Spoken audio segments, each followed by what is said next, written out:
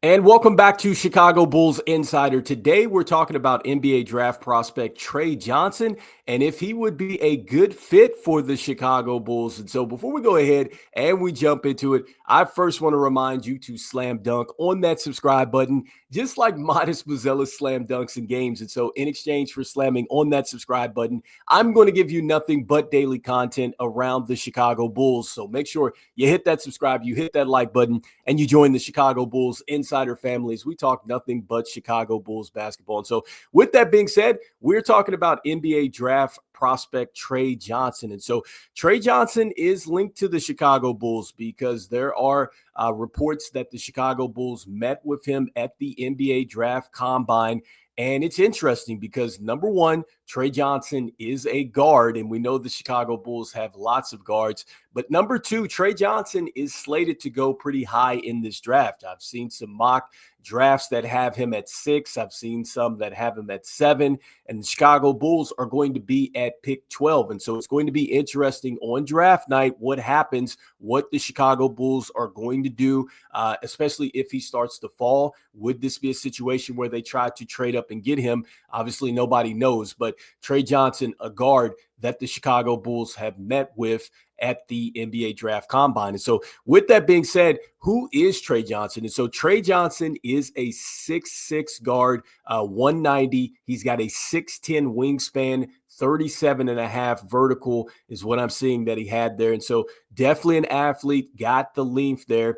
And again, just a good size here at the guard. And so going into his numbers, you are going to see a player that can absolutely score the basketball because starting with his points per game, 19.9 points per game, 2.7 assists, 3.1 rebounds, 0.3 with his blocks, 0.9 in steals, 39.7 from downtown, 87.1 from the free throw line, 42.7 from the field, and he has 2.1 turnovers that he was averaging throughout the season. And so jumping into the things that he does well, look, Tre Johnson is a bucket getter. I think that is the thing that really best describes who he is. This guy just gets you buckets. And so the first thing that he does well is he's a terrific three-point shooter. So we just talked about his percentage at 39.7.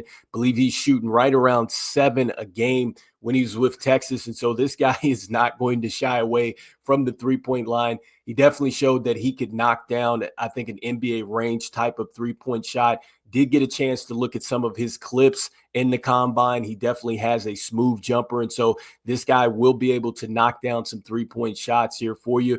Next, I think that he's just a terrific shot maker because there were several times, if you look at his highlights and things like that, that if he gets open three-point line, if he's open at that mid-range, it's definitely going down. And so he's a terrific shot maker, especially if he's open, and he also can create space for you. And so that leads me to point number 2 with him as a scorer. He's terrific as a catch and shoot player, but he also has the ability to create space with step backs and side steps and stuff like that. So he's crafty enough to not just be a catch and shoot type of player, which is good because, you know, if you're just a catch and shoot type of three-point shooter and that's all you can do, defenses can kind of lock in on you that way. But he has the ability to create space that way. And so I think that he has a tight enough handle, which you do like that. I think that that's something that you absolutely have to have at the NBA level, you know, just enough to create space. That's all you need to get your shot up. And so he definitely has those type of tools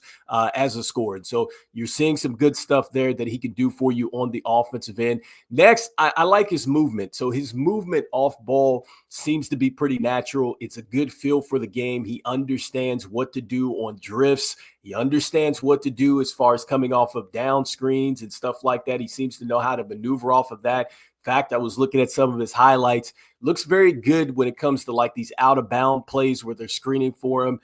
Definitely whenever they were to do some OTAs, which are out of timeout adjustments, he looked like he was pretty fluent in coming off screens and making the defense pay that way. So he's very subtle that way with his movements. And so that's another thing.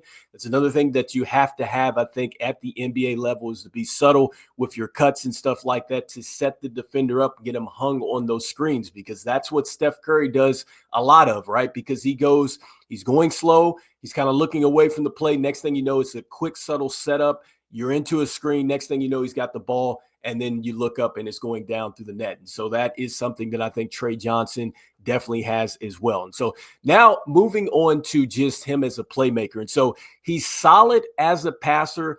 It's not anything that's going to be just like a flare or like it's something that's spectacular, which is fine, for what he's coming into the league to, I think, first be a primary thing to do, which is scoring, which I'm saying his superpower is scoring. It's not going to be passing the basketball. And so it's fine for him to have that basic just package as a passer, because he'll show you, just a player that he'll make the right decision. He definitely knows how to create angles. It's not going to be anything spectacular. It's not going to be anything that hurts you either. So he can definitely be a type of playmaker that's really a connector. So not bad there. I trust that he'll make those type of good decisions in, just situations where he has to be a bit of a playmaker. I think he can be okay off of the pick and roll. That's another aspect to just being a playmaker. And so next with him, when you're starting to look at the things that he has to get better at, the first thing is he's got to become a better finisher, because he's going to be a guy that wants to settle for the three-point shot. He wants to settle for the mid-ranger and things like that. And that defenses are going to really focus on you a lot more as a shooter and really drive you into weaknesses and things like that. So him getting to the basket, he's going to have to become a lot better finisher. So I think that that's point number one. And I think that that leads into really point number two, which ties into this. His balance, his strength, it has to get a lot better. Now, he's only 19 years old. He's a young prospect. He has time to grow in that aspect. But I think that there's a lot of times, he kind of throws up some wild shots, gets knocked off course at the basket. He wants to settle for a fadeaway shot, which is something he can do. I'm not sure that that's necessarily going to be the calling thing for him at the next level, but it could be when we look at the player comps. But I think that he kind of fades away a little bit too much for me for the contact. And so I think that that's another thing he has to get better at. Next, not the quickest player out there. I think that he has got to get a lot better in just kind of getting to the basket that way too, because he doesn't have the quickest step, which means that you got to be even better as far as setting up the defense. And so that's something that also we look at on the defensive end, which we're going to talk about that in a moment. So yeah, he has to get faster, needs to finish at the basket. And then it's just, again, just getting his balance down. And so next, defensively, this is where I think just really the most work has to come in, because defensively, what I see is a player that struggles staying attached at times. I think that there were times where he just gets beat off of screens. There's a time where you see that he kind of gets lost, or he loses his man and ball. And next thing you know, that leads to a play from his man that he's guarding. So he's got to get a lot better there with just staying attached, the awareness on the defense.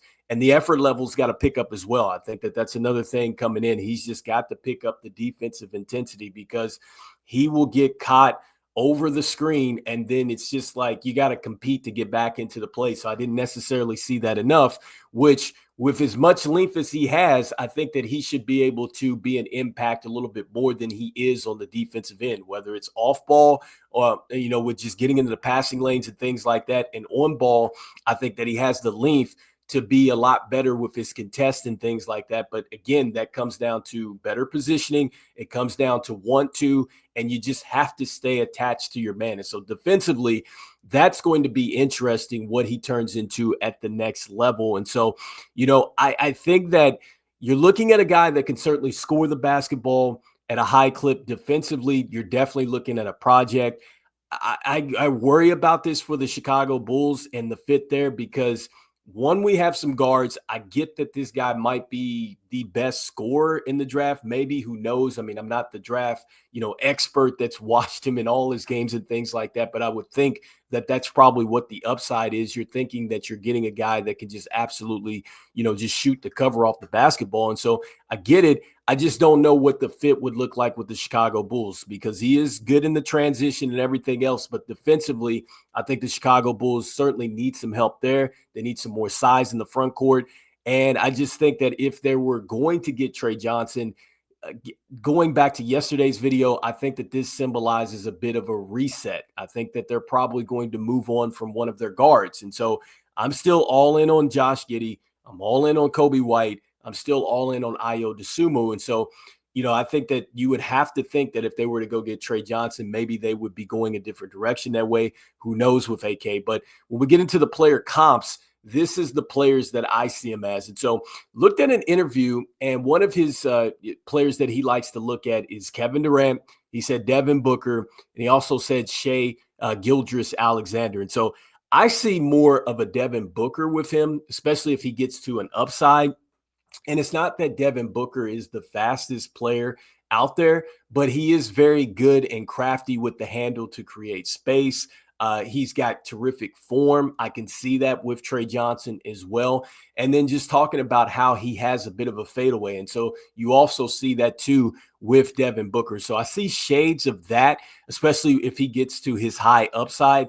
Another comparison that I see, and this was a part of the Ringer, is Michael Redd from back in the day. And so Michael Redd essentially stepped into the lead role guard for the Milwaukee Bucks. This was after you had Ray Allen, who got traded over to the Seattle Supersonics at the time. And so he stepped into a lead guard role. He was a guy that could knock down shots out of Ohio State University, and got a chance to watch a lot of his games and things like that. And so I do see shades of that, a player that can just really get his baskets, from outside. He can get to the mid-range and things like that. And he did have a little bit of a turnaround as well.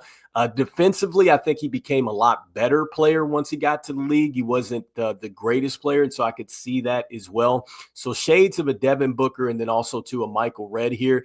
But again, I think it's going to be interesting if the Chicago Bulls were to go and get Tre Johnson just based off the dynamics of the roster. Like I said, I think that they need to address the front court. I do believe that the Bulls are invested into Josh Giddey and Coby White. That's just my personal opinion. But who knows? I mean, AK could be looking to shake it up. We'll find out a little bit more what the Chicago Bulls are going to do. But you guys let me know in the comments here, what do you think? Do the Chicago Bulls take a chance with some upside here?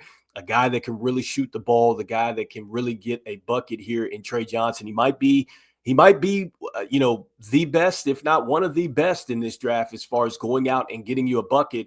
But defensively, it is seriously going to be a bit of a project there. He's going to have to get much better at the next level, especially if he's going to take on a major role at the next level. And so you guys let me know what you guys are thinking. And as we say here, go Bulls, and I will see you guys on the next one. All right, peace.